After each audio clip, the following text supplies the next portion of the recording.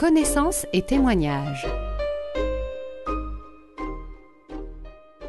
Chères auditrices, chers auditeurs, bonjour. Bienvenue dans cette nouvelle émission concernant la tradition orthodoxe. Donc aujourd'hui, j'ai la joie de recevoir le Père Jean-Clément Jolet. Père Jean-Clément, bonjour. Bonjour Didier, bonjour à tous nos auditeurs. Donc je ne sais pas s'il est nécessaire de vous présenter, car tellement nous avons fait d'émissions déjà ensemble. Bon, je vous présente quand même pour les éventuels nouveaux auditeurs. Donc vous êtes prêtre orthodoxe et recteur de la paroisse Saint-Grégoire de Tours, donc à Tours. Exactement. Voilà, et aujourd'hui nous avons choisi de parler de l'hymne acatiste à la Mère de Dieu. Voilà. Donc pour commencer, pouvez-vous nous dire ce que signifie le mot acatiste ? Tout à fait. Vous savez sans doute ce qu'est une cathèdre. Une cathèdre, c'est le trône de l'évêque ou du père abbé dans une abbaye, l'higoumène on dirait chez nous. La cathédrale, c'est donc le lieu où s'assoit l'évêque. Pourquoi je vous raconte ça ? C'est que acatiste vient de la même étymologie avec le A privatif, ce qui signifie simplement que l'acatiste, c'est un office ou une prière en tout cas, que l'on récite non assis, donc debout. Voilà, c'est l'origine du mot. Bon, c'est assez étonnant de prendre comme nom cet état, donc le fait de rester debout, mais bon, pourquoi pas. Il faut dire que le mot catisme, dans le vocabulaire orthodoxe, désigne principalement un certain nombre de psaumes qui sont lus dans les offices, notamment à Matines ou à Vêpres. On lit une série de psaumes dans l'ordre cursif, donc à partir du 1, bon, je vais pas trop m'étaler là-dessus, jusqu'au 150. Donc un catisme, c'est une succession de psaumes donc, que l'on peut écouter assis, catisme. Et l'acatiste, donc ce ne sont pas du tout des psaumes, mais c'est une prière qui doit se dire ou s'écouter debout. Voilà l'origine du mot. Donc en fait cet acatiste, ce hymne acatiste à la Mère de Dieu, il a toute une histoire. Donc pouvez-vous nous dire un peu quelles ont été les circonstances de sa composition ? Alors, bon, il faut dire que les circonstances restent un tout petit peu floues. Sur le plan purement historique, on n'a pas énormément de certitudes. Simplement, la tradition fait remonter la composition de cet hymne, sans doute à Romanos le Mélode, qui est un grand hymnographe que nous aimons beaucoup dans l'orthodoxie, mais je crois que les catholiques aussi en ont retenu quelques jolis envols, quelque part des envols lyriques et spirituels. Donc, il semble que cet hymne ait été chanté la première fois pour célébrer en quelque sorte la protection de la Mère de Dieu à Constantinople, voilà, lors du siège de 626. Voilà, c'est ce qu'on donne comme date généralement. La ville était assiégée et donc on a invoqué la protection de la Mère de Dieu à Constantinople à ce moment-là, en composant par la composition de cet hymne qui est très complexe et qui est à la fois une hymne, comment dirais-je, qui est devenue extrêmement populaire par la suite. On en dira un mot tout à l'heure, mais en fait, cet hymne à la Mère de Dieu va servir de modèle, on le dira ultérieurement sans doute, à de nombreuses déclinaisons. Acatiste à l'Esprit Saint, acatiste à tel saint en particulier. Voilà, c'est une prière votive en quelque sorte, qui suit un plan tout à fait particulier. Donc l'origine serait au 7e siècle, prenons-la telle qu'elle en tout cas. On pense en effet que cet hymne a été chanté donc à la gloire de la Mère de Dieu lors du siège de Constantinople en 626. Alors, pouvez-vous nous dire un peu comment se présente cet hymne ? Alors, tout à fait. C'est vrai que c'est un tout petit peu compliqué. Alors, j'ouvre une parenthèse pour dire que je sais que les catholiques ont repris cet hymne. D'abord, je crois que c'est le père André Gouze qui l'a remis au goût du jour, et ça s'est très vite diffusé. Ça prouve que c'est une pièce tout à fait populaire et tout à fait présentable pour tous les chrétiens, j'allais dire, principalement les orthodoxes et les catholiques, parce qu'en effet, c'est une œuvre une œuvre que l'on s'approprie tous avec beaucoup de plaisir et sur lequel on peut prier à titre individuel. Voilà, c'est très important. Je vous dirai comment on l'intègre à l'office, mais voilà, c'est une prière, une hymne que l'on peut chanter dans son coin tout seul ou dire dans son coin tout seul, comme un appel à la protection de de la Très Sainte Mère de Dieu. Alors, cet hymne, en fait, se décompose en 24 parties qui portent un nom particulier. On appelle chaque partie IKOS, IKOS. Bon, disons une stance, je ne vais pas rentrer dans les détails techniques. Il y a donc 4 fois 6, 24, donc parties, stances. Pourquoi 4 fois 6 ? Parce qu'en fait, chacun des 4 quarts, en quelque sorte, chante une partie spécifique de ce que l'on sait de la Mère de Dieu. Les stances 1 à 6 nous rappellent l'Annonciation, 7 à 12 la Nativité et la Théophanie, voilà, etc. Donc, 4 fois 6 stances, donc, qui sont ainsi rédigées, et ça je trouve que c'est magnifique. Il faut le savoir. La première stance, alors là je vais parler de l'alphabet grec. Le premier mot de la première stance est alpha, comme première lettre, et le premier mot de la dernière stance a comme première lettre oméga. Ça veut dire que 24 stances correspondent aux 24 lettres de l'alphabet dans l'ordre. Ça, c'est un tour de force poétique. Quand on ne le sait pas, on ne peut pas le deviner. Mais je trouve que c'est absolument magnifique. Chaque stance commence donc par l'une des lettres grecques de l'alphabet grec dans l'ordre de l'alphabet depuis alpha à oméga. Il y a 24 lettres. On les retrouve là. Alors, évidemment, les Grecs le savent maintenant. C'est absolument impossible à traduire en français en respectant cela. D'abord parce qu'on a davantage de lettres. Et puis bon, il faudrait vraiment se pousser pour avoir une stance qui commence par le W ou le X. Donc voilà, c'est une chose qui n'est pas qui est impossible à reprendre en français. Mais il faut le savoir, acrostiche, ce qu'on appelle acrostiche alphabétique, c'est courant dans nos offices. C'est courant de voir que tel canon, par exemple, a comme acrostiche canon de... Alors, je donne un exemple. Canon de l'humble moine Jean, par exemple. Donc, ça, c'est la traduction en français. Ça veut dire, alors, en restant sur la traduction, que le premier mot de la première partie de l'office commence par le C, puis le A, etc. Et c'est courant chez nous d'avoir des acrostiches qui parlent. Évidemment, celui qui a des oreilles qui l'entendent, si on ne voit pas le texte d'une manière littérale, on ne peut pas le deviner, évidemment. Et d'ailleurs, si personne nous le dit, c'est difficile à savoir. Donc c'est un tout petit peu secret, un tout petit peu discret. Ça n'apporte rien à la beauté de la poésie, mais ça y contribue quand même à sa façon. C'est une démarche spirituelle assez courante chez nous. Donc voilà, 24 stances qui se décomposent en 4 séries de 6 stances. Je vais y revenir, je vous dirai pourquoi après. Et alors, à l'intérieur de chaque stance, il y a des ikos, bon, on dit iki au pluriel, mais c'est pas très joli, des ikos pairs et impairs, bien sûr, ikos 1, ikos 2, etc., numérotés. Les impairs commencent par une première strophe, puis ensuite 3 strophes en général qui commencent par « Réjouis-toi ». Réjouis-toi. Alors, je vous donne un exemple.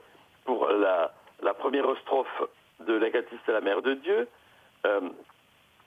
donc, première stance, ikos numéro 1, la première strophe dit ceci, l'Annonciation donc.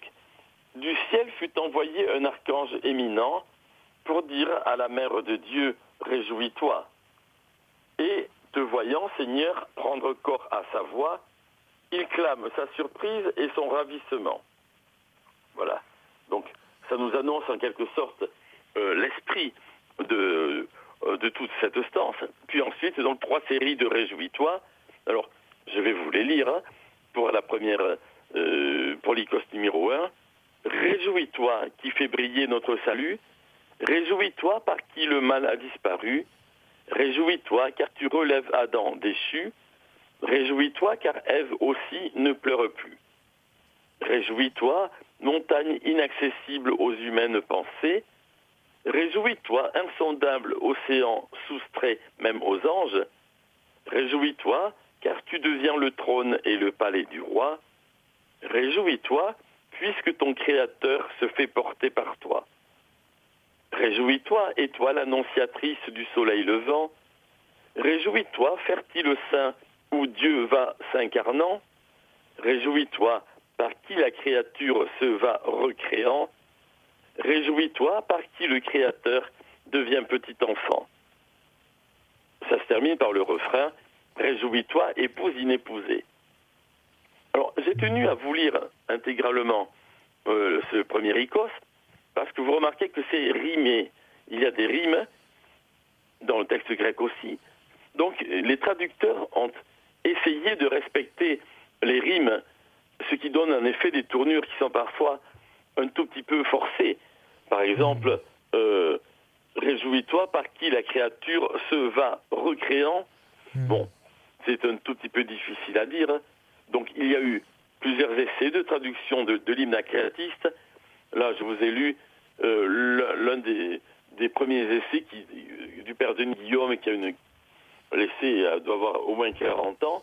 Alors, depuis, il y a des traductions un tout petit peu plus heureuses sur le plan de la sonorité. Vous voyez ce que je veux dire? Oui. Donc, voilà. Chaque icos impair est ainsi fait. Une première strophe qui présente la fête, ou ici donc l'annonciation. Puis ensuite, donc, réjouis-toi. C'est magnifique cet élan. Toutes les traductions l'ont gardé. Et puis donc le refrain, réjouis-toi, épouse inépousée. Les icos pairs n'ont pas le même contenu. Il y a simplement une strophe, donc je vais vous dire le numéro 2. La Vierge, connaissant son état virginal, répondit fermement à l'ange Gabriel: quelle étrange merveille m'apporte ta voix. À mon âme, elle le paraît difficile à saisir. Sans semence, concevrais-je pour enfanter, comme tu dis? Alléluia. Et le refrain, 3 Alléluia. Et ainsi donc, 24 strophes qui vont s'enchaîner, les strophes impaires avec la série des Réjouis-toi, précédées d'une strophe de présentation, et le refrain Réjouis-toi, épouse inépousée, les icos pairs, uniquement un verset, disons ça, et le triple Alléluia comme répond. Et voilà, donc ça va s'enchaîner ainsi sur 24 icos qui ont le même plan. Alors, comment ça s'utilise ce texte-là?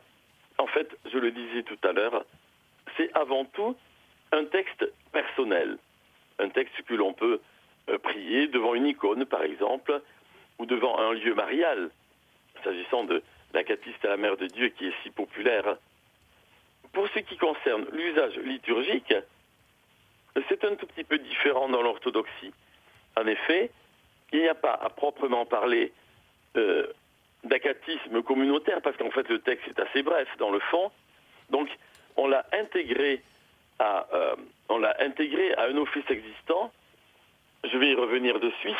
Il s'agit donc d'un office de carême dans lequel on lit pendant 4 jours, on intègre pendant 4 jours chacun des quarts, comme je disais tout à l'heure, 6 fois 4. Donc il y a 4 quarts dans l'hymne acatiste, un quart le lundi, etc.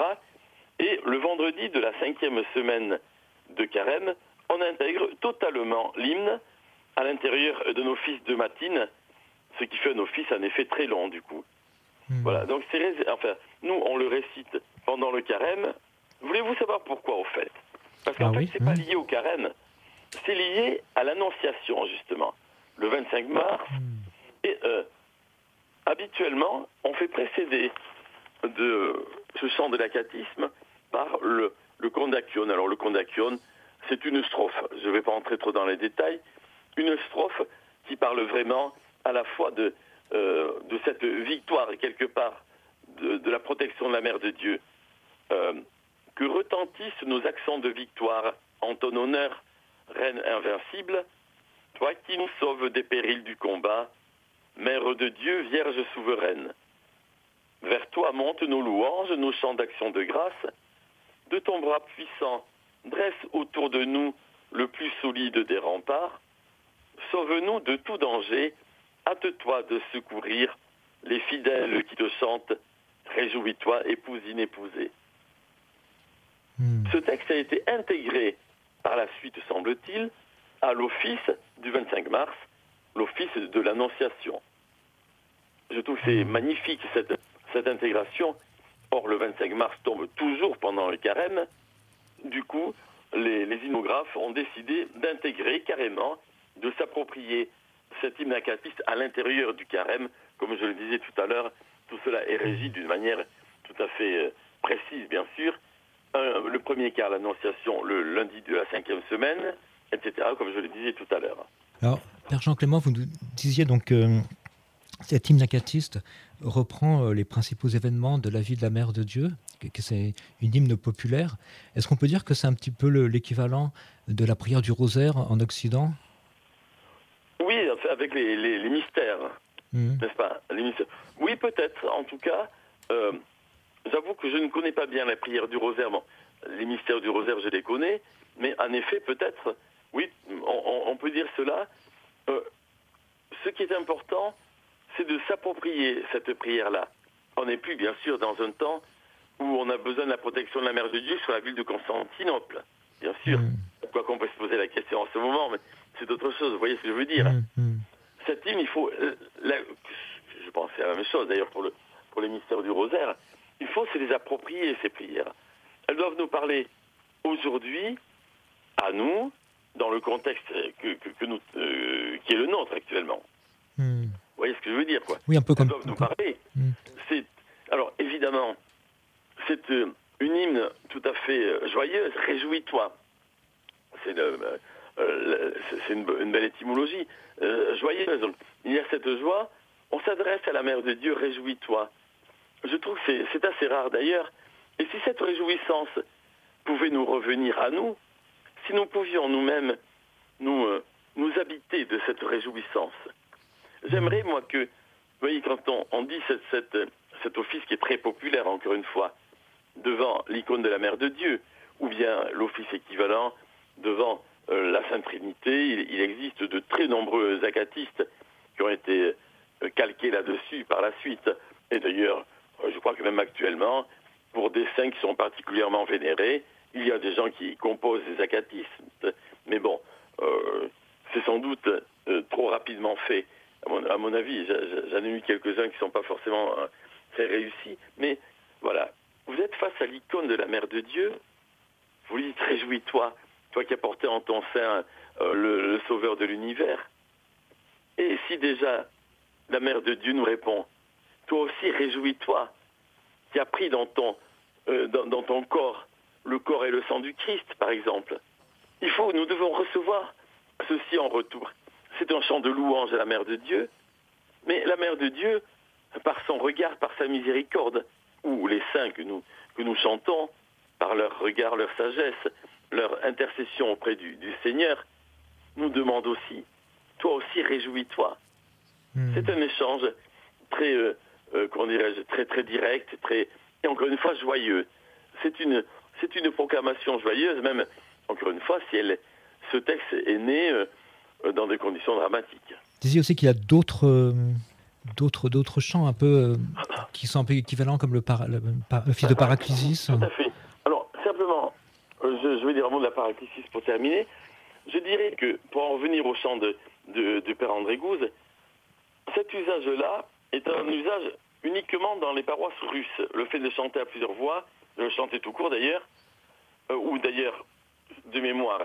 Je n'ai pas retrouvé la partition, mais de mémoire, il n'y a que les réjouis-toi dans l'hymne. Il n'y a pas les strophes initiales. Bon, c'est une adaptation du Père André, avec une traduction qui était bien d'ailleurs.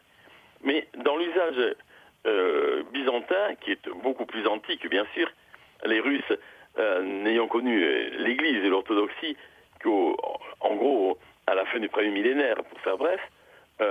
Et puis la polyphonie, c'est une chose dans l'Église russe qui est extrêmement récente, depuis la Grande Catherine. Donc le véritable chant, c'est une parenthèse, le véritable chant russe, c'est un chant monodique issu de l'usage byzantin, mais voilà, je ne reviens pas là-dessus. Dans l'usage byzantin, grec, donc, la série des Réjouis-toi n'est pas chantée. C'est le prêtre qui, en général, les dit, comme ça, d'une manière parlée, haute, à voix haute, bien sûr, avec quelque chose de pieux dans la voix, quand même. Et le chant ne reprend que la fin, Réjouis-toi, épouse inépousée, pour les ikos impairs, et Alléluia 3 fois pour les icospères. Vous voyez, j'étais la 5e semaine de Carême. Je servais dans un monastère dans le sud de la France, du côté de Carcassonne par là, monastère du Buisson Ardent. Et c'est ainsi en effet qu'on a inclus cet hymne dans les matines, donc, avec ce chant qui était uniquement le chant des répons. Moi-même, en tant que célébrant, je disais réjouis-toi, soleil levant, etc. Je tenais à préciser cela pour qu'on sache exactement par rapport au chant du père André Gouze de cet hymne acatiste, qui est d'ailleurs tout à fait intéressant, bien sûr. Je connais bien cette musique. À partir du moment où ça rend hommage à un saint ou à la mère de Dieu, voilà, il ne faut pas hésiter, évidemment, il ne faut pas hésiter à l'utiliser, mais autant savoir exactement ce dont il s'agit. Alors, 2 mots sur la paraclésis. La paraclésis, c'est une prière aussi votive, un peu du même ordre. C'est un office qui est chanté particulièrement, spécifiquement, pendant ce qu'on appelle le carême de la Mère de Dieu, c'est-à-dire les 14 premiers jours du mois d'août, donc avant le 15 août. Alors aussi, on la célèbre aussi soit à la fin des vêpres, soit à la fin de la liturgie, où on peut même le célébrer en dehors, tout dépend des moments, des lieux, etc. C'est un office de consolation, d'intercession, chanté pour la guérison des âmes en tout cas. Il en existe aussi pour pour de nombreux saints. On les associe souvent à acatistes et paraclésis. Et donc l'office de paraclésis est un office fixe, celui-là, qui est chaque jour le même. Vous voyez, donc il n'y a pas de texte, il n'y a pas de texte mobile, et c'est très populaire. En tout cas, dans les pays que je connais bien, notamment au Liban, tous les soirs du 1er au 14 août, il y a à l'église sonne, il y a vêpres en général, et même quand il n'y a pas vêpres, il y a l'office de paraclésis, auquel assistent beaucoup de gens, avec notamment la lecture de l'évangile selon saint Luc, Marthe, bon, vous connaissez la suite, Marthe et Marie, en tout cas la visite de Marthe et Marie, qui se termine par « Heureuses les entrailles qui t'ont porté et les mamelles qui t'ont allaité ». Voilà. Je ne vais pas trop m'attarder là-dessus, mais ce sont 2 offices qui sont connus un tout petit peu en parallèle, parce qu'ils ont un côté populaire très, vraiment, réellement développé. On aime beaucoup l'acatiste, en général, chez soi, mais encore une fois, si ça peut se dire d'une manière communautaire, c'est bien, surtout quand il faut le chanter à plusieurs voix, côté catholique, et la paraclésis, qui marque bien la période du carême des 15 jours, enfin 14 jours, qui précèdent la dormition de la Mère de Dieu le 15 août. Alors, Père Jean-Clément, notre émission touche à sa fin. Par contre, au sujet de la popularité de cette prière, il me revient en mémoire que dans le récit d'un pèlerin russe, aussi, il dit que avec son épouse, il chantait ou il récitait, je sais pas, l'hymne acatiste à la Mère de Dieu tous les soirs devant l'icône.